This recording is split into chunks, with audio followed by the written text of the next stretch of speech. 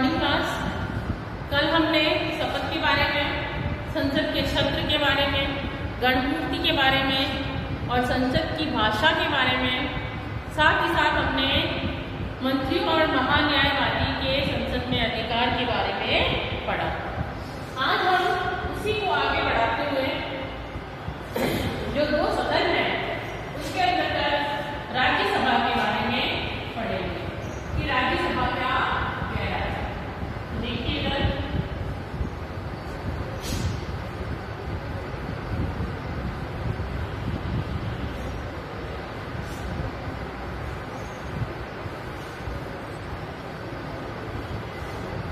राज्यसभा का गठन।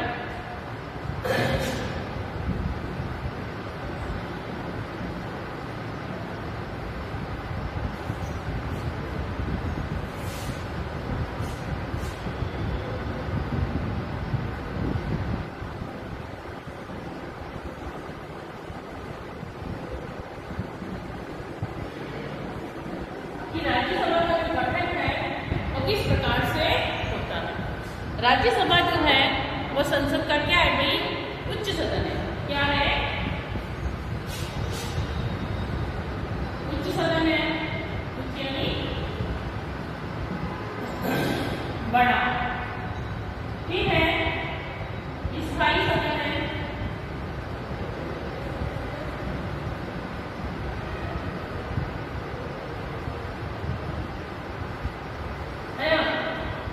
राज्यसभा जो है वह संसद में उच्च सदन है, बड़ा सदन है।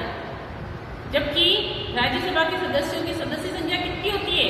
245 सदस्य संख्या कितनी होती है भाई?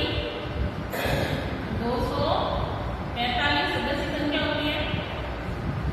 इसके साथ ही साथ इसकी जो आयु है राज्यसभा के सदस्यों की आयु होती है, आयु होती है 30 वर्ष। कितनी होती है? 30 वर्ष। तो ये सब चीजें हैं जिसका इसके बारे में बताया गया है। 245 तो है, लेकिन कुल सदस्य संख्या कितनी है? 250 सदस्य संख्या हो सकती है, लेकिन कुल सदस्य संख्या की अगर हम बात करें तो कितनी हो सकती है? 250।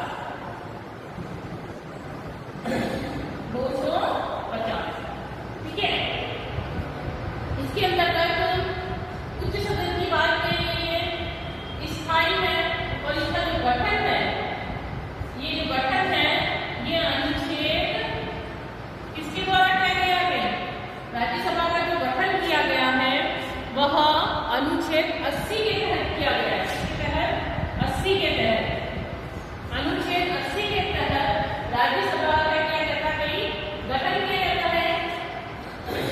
और राज्यसभा जो है वह उच्च सदन के रूप में जाना जाता है।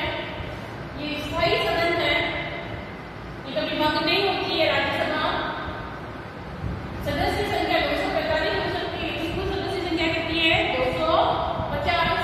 आयु 30 वर्ष होती है। और राज्यसभा जो है कभी भी भंग नहीं होती।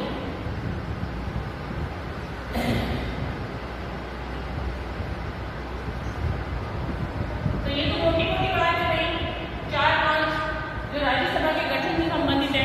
अब हम इसको थोड़ा डिटेल में पढ़ेंगे कि राज्यसभा जो है वह संसद के दो सदन है, जिसमें राज्यसभा उच्च सदन के रूप में जानी जाती है, स्थायी सदन के नाम से जानी जाती है, अथवा राज्यों के सदन के नाम से भी जाना जाता है। राज्यों के सदन के नाम से भी इसे जाना जाता है। राज्यसभा का गठन है वह अनुच्छेद 80 के द्वारा निर्धारित किया गया है। इसके बारे में अगर आपको डिटेल से देखना है राज्यसभा के गठन के बारे में, तो अनुच्छेद 80 के अंतर्गत इसका पूरा वर्णन किया गया है। इसके अनुसार इसकी कुल सदस्य संख्या वैसे तो 245 होती है, लेकिन कुल सदस्य संख्या हो सकती है कितनी? 250। 50, 250 सदस्य संख्या हो सकती है।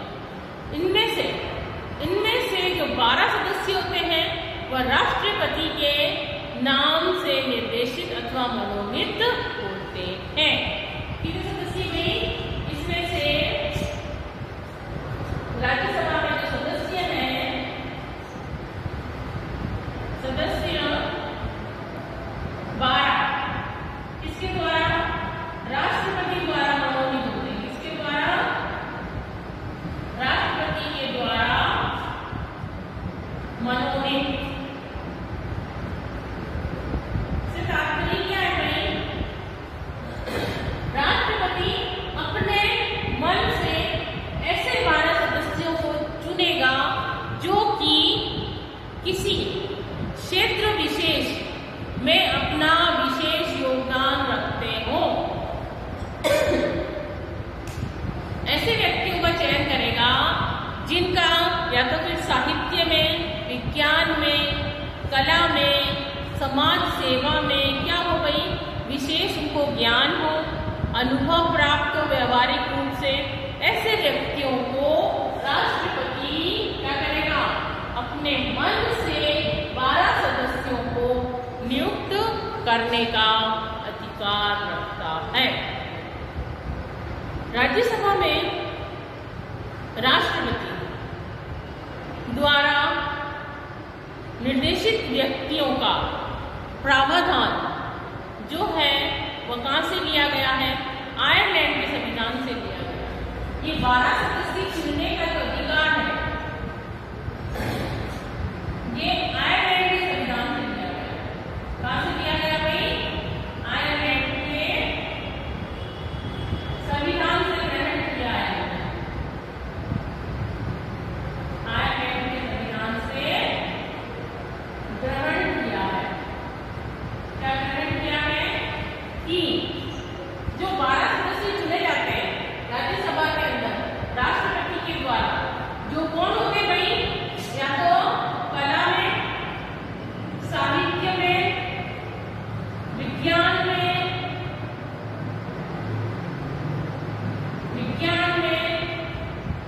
कला में, साहित्य में और विज्ञान में, या फिर समाज सेवा के क्षेत्र में, या फिर समाज सेवा के क्षेत्र में। ये क्षेत्र में क्या रखते हैं भाई? विशेष ज्ञान या व्यावहारिक दृष्टिकोण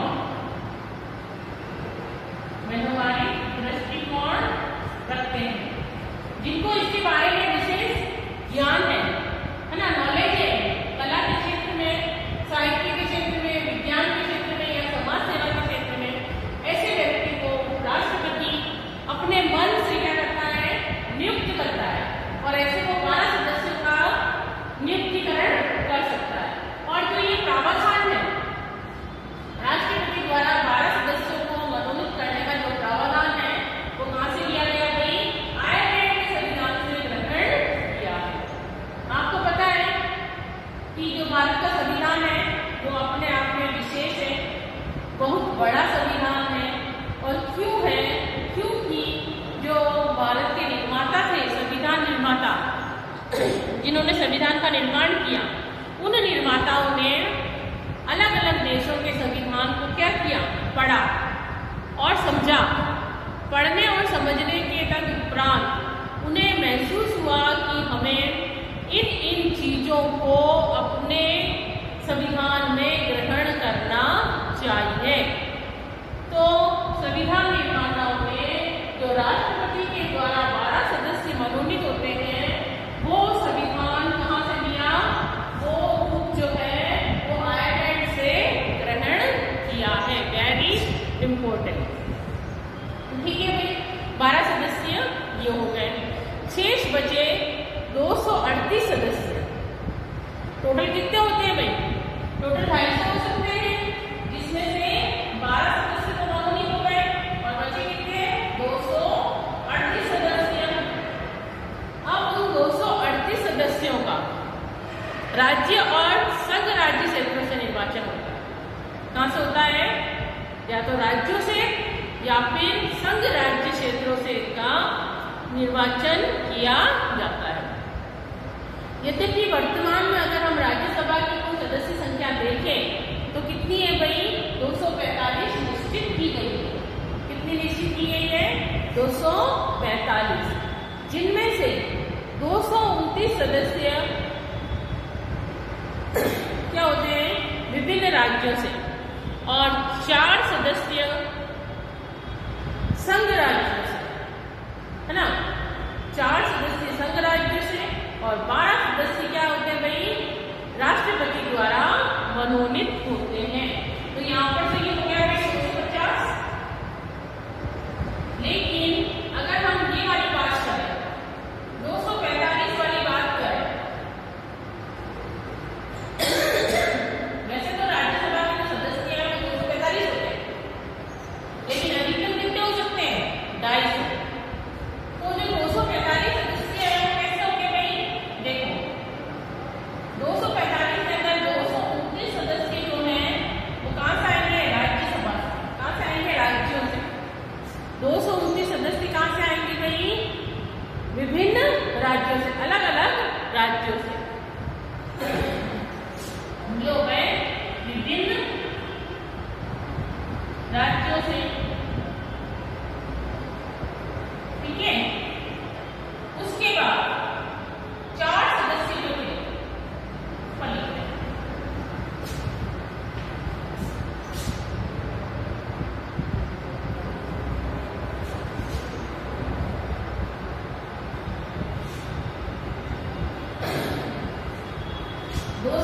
सदस्य होते हैं, उनमें से 229 सदस्य विभिन्न राज्यों से, विभिन्न राज्यों से, और 4 सदस्य जो हैं वह किससे? राज्य संघ से। किससे भाई? संघ राज्य क्षेत्रों से, संघ राज्य क्षेत्रों से। 4 सदस्य यहाँ से आ गए, 229 यहाँ से आ गए, 12 सदस्य किसके हैं भाई? राष्ट्रपति द्वारा मनोनीत। राष्ट्रपति द्वारा मनोनीत कितने सदस्य हैं? 12 सदस्य हैं। अब इनको अगर हम प्लस करें तो कितने आएंगे भाई? देखो, 9, 10, 11, 12, 13, 14, 15, 3 और 1, 4 और 1, 2, टोटल कितने हो गए?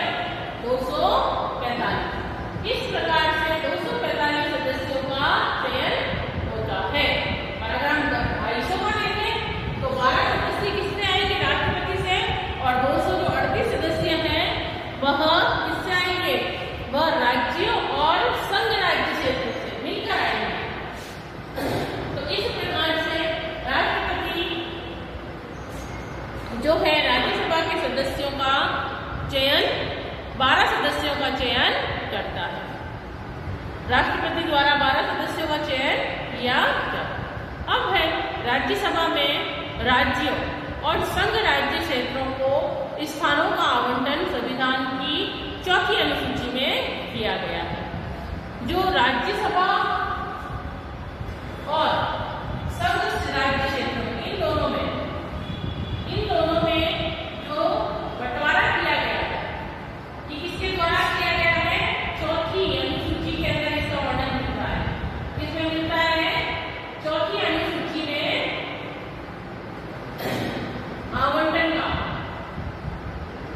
आवंटन का प्रावधान किया गया है। कौन सी अनुसूची में? 4थी अनुसूची में।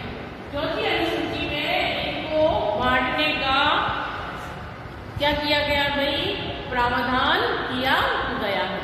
साथ ही साथ इन अनुसूचियों को किसके आधार पर? 4थी अनुसूची के द्वारा इसका जो बंटवारा है किसके आधार पर किया है? जनसंख्या के आधार पर। किसके आधार पर? जनसंख्या के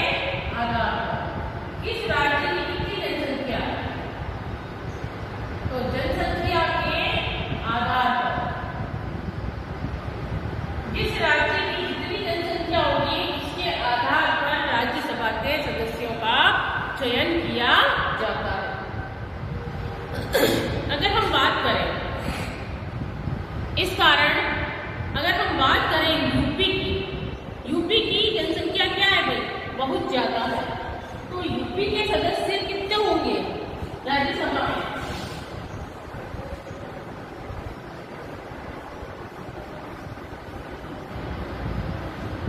अगर हम बात करें यूपी की जो जनसंख्या है वो क्या है, काफी है ना। तो यूपी की जनसंख्या के आधार पर, जनसंख्या के आधार पर राज्यसभा में कितने व्यक्ति चुने जाते हैं? राज्यसभा के अंदर इसके अंतर्गत जनसंख्या के आधार पर उत्तर प्रदेश यूपी की, है ना, यूपी की अगर हम बात करें तो राज्यसभा के अंदर कितने सदस्य, 31 सदस्य चुने जाते हैं। कितने चुने जाते हैं भाई? 31 सदस्यों का चयन किया जाता है अकेले यूपी से। वहीं अगर हम बात करें गोवा, मणिपुर, है ना, मेघालय आदि अनेक राज्य ऐसे हैं जहां से केवल एक ही सदस्य निर्वाचित होते हैं। क्यों? क्योंकि वहां पर जनसंख्या कम है। कहां पर भाई? गोवा, मणिपुर, मेघालय, यहाँ से कितने सदस्य चुने जाते हैं? एक सदस्य चुने जाते हैं, क्योंकि यहाँ की जनसंख्या का जो आधार है वो क्या है, कम है। और अगर हम बात करें राजस्थान की, तो राजस्थान की जनसंख्या भी कम नहीं है। तो जनसंख्या के आधार पर राजस्थान से राज्यसभा में कितने सदस्य चुने जाते हैं? 10 सदस्य चुने जाते हैं। कितने चुने जाते हैं? 10। राजस्थान से राज्यसभा में 10 सदस्यों का निर्वाचन होता है, जबकि संघ शासित राज्यों में केवल दिल्ली और पुडुचेरी को राज्यसभा में प्रतिनिधित्व प्राप्त है, शेष को नहीं। दिल्ली जो संघ शासित प्रदेश है 5-6, जिसमें से दिल्ली और पुडुचेरी को ही राज्यसभा का प्रतिनिधित्व प्राप्त है। बाकी और जो 5-7 जो भी हैं केंद्र शासित प्रदेश उनको नहीं है। 5 थे भाई, अब बढ़ गए हैं। इसी प्रकार अगर हम बात करें अमेरिकी कांग्रेस के उच्च सदन सीनेट के समान सभी राज्यों को समान प्रतिनिधित्व देने के स्थान पर भारत में राज्यों को समान प्रतिनिधित्व नहीं दिया गया है। कि इसके अंदर ये कह रहा है कि अमेरिका में राज्यसभा को क्या बोला जाता है? उच्च सदन को सीनेट बोला जाता है। वहां पे सभी राज्यों को समान प्रतिनिधित्व दिया गया है। जितने भी राज्य हैं, 50 राज्य हैं, 50 राज्यों को समान प्रतिनिधित्व दिया गया।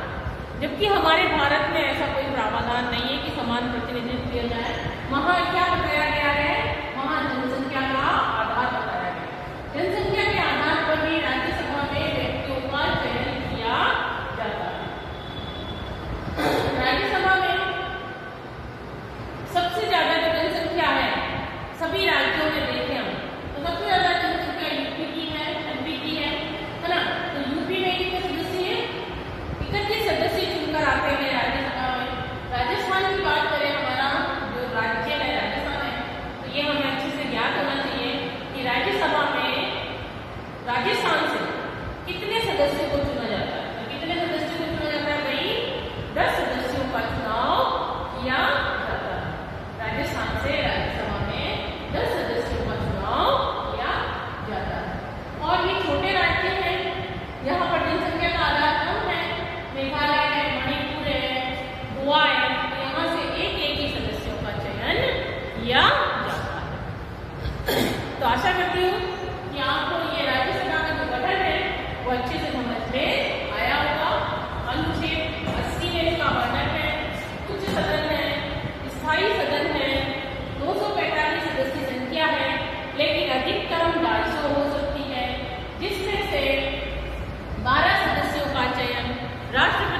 द्वारा किया जाता है।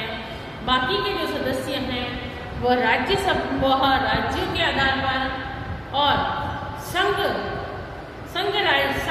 राज्य क्षेत्रों से व्यक्ति चुने जाते हैं। और इन सब का वर्णन जो है चौथी अनुसूची में सीटों के आवंटन का वर्णन किया गया है। और अलग अलग राज्यों से अलग अलग व्यक्तियों का चयन होता है, जनसंख्या का आधार होता है। अमेरिका की अगर हम बात करें तो अमेरिका में ऐसा कोई भी प्रावधान नहीं है, बल्कि सभी राज्यों को समान प्रतिनिधित्व दिया गया है। लेकिन हमारे भारत के अंतर्गत समान प्रतिनिधित्व नहीं दिया गया है। यहाँ पर एक आधार बनाया गया है, वो आधार है जनसंख्या का आधार। तो आपको राज्यसभा का गठन अच्छे से समझना आ गया होगा। अब हम कल हम राज्यसभा के सदस्यों का निर्वाचन कैसे होता है, राज्यसभा की अवधि कितनी होती है और राज्यसभा के पदाधिकारी कौन कौन हो सकते हैं, ये हम कल के लेसन में पढ़ेंगे। यहाँ तक सिर्फ एक टॉपिक है जो आज हमने किया है, राज्यसभा का गठन। इसमें अगर कोई प्रॉब्लम है तो आप लोग पूछ सकते हैं क्लास के अंदर। जब आपकी क्लास होती है उसके अंदर आप अपनी समस्याओं का समाधान कर सकते हैं, लेकिन वीडियो देखकर ही आपको लेसन को अच्छे से समझना होगा। इसमें वर्ड टू वर्ड समझाया गया है। आशा करती हूँ कि आप इसको बड़े आराम से, बड़े आसानी से समझ सकेंगे। कोई भी कंफ्यूजन होने पर आप उसका रिवीजन जरूर करें। Thank you class.